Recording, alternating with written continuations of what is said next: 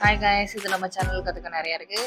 இந்த வீடியோவில் என்ன பார்க்க போகிறோம்னா, தம்ப்நெயில்ல பார்த்த மாதிரி 6 steps of cyber criminal attacks பார்த்தா பார்க்க போகிறோம். ஸோ லேட் பண்ணாமல் நம்ம லெசன்க்குள்ள போயிடலாம்.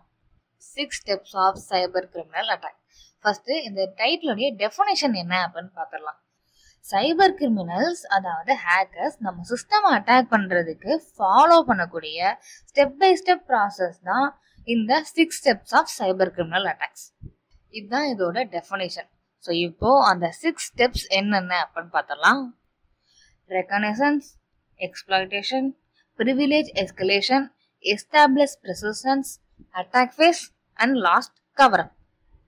இதுதான் அந்த 6 ஸ்டெப்ஸ். இப்போ ஒரு ஃபேஸ்லையும் என்னென்ன நடக்கும்னு பார்க்கலாம். So first reconnaissance. மூவிலலாம் வரும் இல்லையா, லேப்டாப் எடுப்பாங்க, டக்கு டக்குன்னு டைப் பண்ணுவாங்க, அதோட சிஸ்டமோட ஆக்சஸ் கிடைச்சிரும். அப்படிலாம் எந்த ஒரு ஹேக்கரும் பண்ண மாட்டாங்க. ஹேக்கர்ஸ் பண்ணுற ஃபர்ஸ்ட் விஷயமே ரெகனைசன்ஸ் தான். இந்த ரெகனைசன்ஸில் என்ன நடக்குது அப்படின்னா, நம்ம டார்கெட்டுடைய டீட்டெயில்ஸ் எல்லாத்தையும் கலெக்ட் பண்ணுவாங்க. அதாவது அட்டாக் பண்ணக்கூடிய சிஸ்டம் பற்றி, அல்லது அந்த சிஸ்டம் யூஸ் பண்ணக்கூடிய பர்சனை பற்றி, அப்படி இல்லை அந்த கம்பெனியை பற்றினா கம்பெனியில் என்னெல்லாம் சாஃப்ட்வேர் யூஸ் பண்ணுறாங்க அப்படின்ற விஷயங்கள், இந்த மாதிரி விஷயங்கள்லாம் ஃபஸ்ட்டு கலெக்ட் பண்ணி வச்சுப்பாங்க. இதுதான் ரெகானிசன்ஸ். இந்த ரெகானிசன்ஸை 2 டைப்ஸா பிரிச்சிருக்காங்க. ஃபர்ஸ்ட் ஒன் பாசிவ் ரெகானிசன்ஸ், அடுத்து active reconnaissance. First passive reconnaissance. Passive ரெகானிசன்ஸ்ல என்ன மாதிரி டீடைல்ஸ்லாம் கலெக்ட் பண்ணுவாங்க அப்படின்னா, டைரக்டா டார்கெட்டோடைய சிஸ்டமை இன்ட்ராக்ட் பண்ணாத டீடைல்ஸ், லைக் அந்த பர்சனோட டீடைல்ஸ் அப்படின்னு சொல்லலாம். ஃபார் எக்ஸாம்பிளுக்கு email, phone number, social media account, அந்த பர்சனோட பிசிக்கல் அட்ரஸ், இந்த மாதிரி டீடைல்ஸ் எல்லாமே பாசிவ் ரெகானிசன்ஸ்ல கலெக்ட் பண்ணுவாங்க. அடுத்து ஆக்டிவ் ரெகானிசன்ஸ். ஆக்டிவ் ரெகானிசன்ஸ்ல கலெக்ட் பண்ணக்கூடிய டீடைல்ஸ் எல்லாமே நம்ம டார்கெட்டோடைய சிஸ்டமை டைரக்டா இன்டராக்ட் பண்ணக்கூடிய டீடைல்ஸாக தான் இருக்கும்.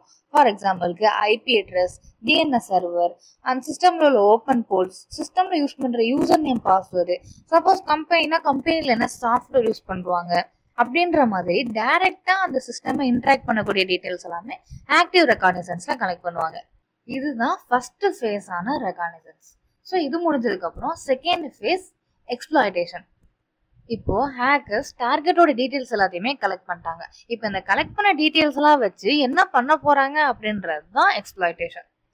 எக்ஸ்ப்ளாய்டேஷன்ல என்ன நடக்கும்னா, நம்ம கிடைச்சிருக்கிற டீடைல்ஸ்லாம் வச்சு டார்கெட்டோடைய சிஸ்டமுடைய ஆக்சஸை எப்படியாவது கெயின் பண்றதுக்கு ட்ரை பண்ணுவாங்க. எந்தெந்த மெத்தட்லாம் யூஸ் பண்ணி கெயின் பண்ணலாம் அப்படின்னா, ஃபிஷிங் இமெயில் அனுப்பலாம். ஏன்னா நம்ம கிட்ட இமெயில் ஐடி இருக்கு, அதில் சோசியல் இன்ஜினியரிங் அட்டாக் பண்ணலாம், ஃபோன் நம்பர், அட்ரஸ் எல்லாமே இருக்கு. அன்பேட்ச்டு சாஃப்ட்வேர்ஸ் மூலயமா வரலாம். அன்பேட்ச்டு சாஃப்ட்வேர்ஸ் அப்படின்னா எந்த ஒரு செக்யூரிட்டியுமே இல்லாத சாஃப்ட்வேர்ஸ், அப்ளிகேஷன்ஸ், அதெல்லாம் நம்ம ஃபோனில் இருக்கும் இல்லையா, அது மூலயமா அட்டாக்கர்ஸ் ஈஸியாக நம்ம சிஸ்டம்குள்ளே வரலாம். ஒரு வீக்கான யூசர் நேம் பாஸ்வேர்டு யூஸ் பண்ணியிருந்தீங்கன்னா அதை பிரேக் பண்ணி உள்ளே வரலாம். இல்லை நம்ம சிஸ்டமில் மால்வேர் இன்ஜெக்ட் பண்ணுறது மூலயமா ஈஸியாக சிஸ்டம்குள்ளே வரலாம். ஸோ இந்த மாதிரி விஷயங்கள்லாம் ட்ரை பண்ணி நம்ம டார்கெட்டுடைய சிஸ்டமில் ஏதாவது ஒரு வீக்னஸை கண்டுபிடிச்சு நம்ம சிஸ்டமுடைய ஆக்சஸை கெயின் பண்ணிடுவாங்க. இந்த மாதிரி பண்ணுறது தான் எக்ஸ்ப்ளாய்டேஷன். அடுத்து ஸ்டெப் 3 ப்ரிவிலேஜ் எஸ்கலேஷன். ஸோ இப்போ டார்கெட் சிஸ்டமுடைய ஆக்சஸ் எல்லாமே கிடைச்சாச்சு, அடுத்து ஹேக் பண்ண ஆரம்பிச்சிருவாங்களா அப்படின்னா அதுதான் கிடையாது. ஸோ ப்ரிவிலேஜ் எக்ஸ்கலேஷன்ல என்ன நடக்கும்னா, டார்கெட் சிஸ்டமுடைய next level access, next level கண்ட்ரோலை எடுக்க ட்ரை பண்ணுவாங்க. அது எப்படின்னா, ஸோ இப்போ ஏதோ ஒரு வழியா சிஸ்டம்குள்ள போயாச்சு, அடுத்து அவங்களுக்கு அப்படின்னு ஒரு நியூ அக்கௌண்ட் கிரியேட் பண்றது, இல்லைன்னா அந்த நெட்வொர்க்கையே ஹைஜாக் பண்றது, அல்லது அட்மின் அக்கௌண்ட்டோட ஆக்சஸ் கெயின் பண்றது, இந்த மாதிரி விஷயங்கள்லாம் பண்ணி இருக்கிற ஆக்சஸை அதிகப்படுத்திப்பாங்க. ஏன் இப்பெல்லாம் பண்றாங்க அப்படின்னா, இப்போ நார்மல் அக்கௌண்ட்டோட அட்மின் அக்கௌண்ட் ஆக்சஸ்லாம் கிடைச்சா நிறைய விஷயங்கள் பண்ண முடியும். இன்னும் சொல்ல போனா, ஒரு பர்சன் அவங்க ஆஃபீஸ் இன்டர்நெட்டை கனெக்ட் பண்ணி ஒர்க் பண்ணிக்கிட்டு இருக்கும்போது அந்த ஹேக்கர் அவங்கள ஹேக் பண்ணாங்க அப்படின்னா, அதே இன்டர்நெட்ல கனெக்ட் பண்ணியிருக்கிற மற்ற சிஸ்டமையும் அந்த ஹேக்கரால ஹேக் பண்ண முடியும். ஸோ இதுதான் நெட்வொர்க் ஹைஜாக்கிங். ஸோ ஒரே சிஸ்டம் மூலியமா அவங்களுக்கு நிறைய சிஸ்டமோட ஆக்சஸ் கிடைச்சிரும். ஸோ இதுக்கு தான் அவங்க ப்ரிவிலேஜ் எஸ்கலேஷன் பண்றாங்க. ஸோ அடுத்து step 4 establish persistence. So last ஸ்டெப்லயே ஆக்சஸை இன்க்ரீஸ் பண்ணியாச்சு.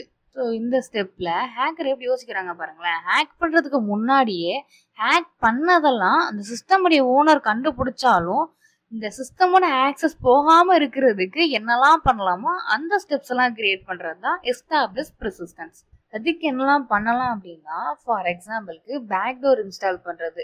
இப்போ இந்த பேக்டோர் மூலியமா அந்த ஹேக்கர் இந்த சிஸ்டம்குள்ள எப்போ வேணாலும் வரலாம் போகலாம். இல்லைன்னா மலிஷியஸான கோடை லெஜிட்டிமேட்டான சாஃப்ட்வேர் மாதிரி இந்த சிஸ்டம்குள்ளேயே இன்ஸ்டால் பண்ணி வச்சிடலாம். ஸோ இது மூலியமா எப்பவுமே இந்த ஹேக்கருக்கு இந்த சிஸ்டமோடைய ஆக்சஸ் இருந்துகிட்டே இருக்கும். இதுதான் எஸ்டாப்ளிஷ் பெர்சிஸ்டன்ஸ். இப்போ ஆக்சஸ் கிடைச்சிருச்சு, எக்ஸ்ட்ராவா ஆக்சஸ் கிரியேட் பண்ணியாச்சு, கண்டுபிடிச்சாலும் பேக்டோர் வழியா உள்ள வர்றதுக்கான வழியும் கிரியேட் பண்ணியாச்சு. இதுக்கப்புறம் பண்ணக்கூடியதான் அட்டாக் ஃபேஸ். இது ஸ்டெப் 5.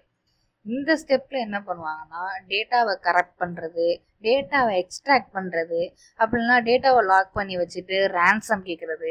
ரேன்சம்னா ஒன்றும் இல்லை, அமௌண்ட்டு தான். டேட்டாவை லாக் பண்ணி வச்சுட்டு நீங்க இந்த அளவுக்கு அமௌண்ட் கொடுத்தாதான் அந்த டேட்டாவை நீங்க திரும்ப பார்க்க முடியும் அப்படின்ற மாதிரி பண்ணுவாங்க. இந்த மாதிரி மிரட்டல்லாம் நடக்கும். இப்போ அட்டாக் பண்ணியாச்சுல, அதோட வேலை முடிஞ்சு அப்படின்னா அப்படி கிடையாது. இதுக்கப்புறம் பண்ணக்கூடியதான் முக்கியமான ஃபேஸ். ஸ்டெப் 6 கவரப். அட்டாக்லாம் பண்ணதுக்கு அப்புறம் ஹேக்கர் வந்ததுக்கான ப்ரூஃபை அப்படியே தடையமே இல்லாம அழிச்சிருவாங்க. எப்படிலாம் அழிக்கலாம் அப்படின்னா லாகை டெலீட் பண்றது மூலியமா அந்த ப்ரூஃப் அப்படியே அழிஞ்சிரும். லாக்னா ஒன்றும் கிடையாது. இப்போ நீங்க சிஸ்டம் லாகின் லாக் ஆஃப் என்ன பண்ணாலுமே அது எல்லாமே ஒரு டேட்டாவா ஸ்டோர் ஆயிருக்கும் சிஸ்டம்ல. அந்த டேட்டாவை பார்க்கறது மூலியமா உங்க சிஸ்டம்ல என்னெல்லாம் நடந்திருக்கு அப்படின்றத கண்டுபிடிக்கலாம். அந்த லாக் அழிச்சிட்டான்னு ஆகும், என்ன நடந்திருக்கு அப்படின்றதே தெரியாதுல்ல. ஸோ இப்படி அந்த லாகை கிளியர் பண்ணிடுவாங்க. ஆனால் லாக் கிளியர் ஆயிருக்கு அப்படின்ற ஒரு விஷயம் உங்களோட சிஸ்டம்ல சேவ் ஆயிருக்கும். பட் அதை வச்சு என்ன பண்றது, யார் வந்தாங்க, எப்படி வந்தாங்க அப்படின்றதெல்லாம் கண்டுபிடிக்க முடியாது இல்லையா?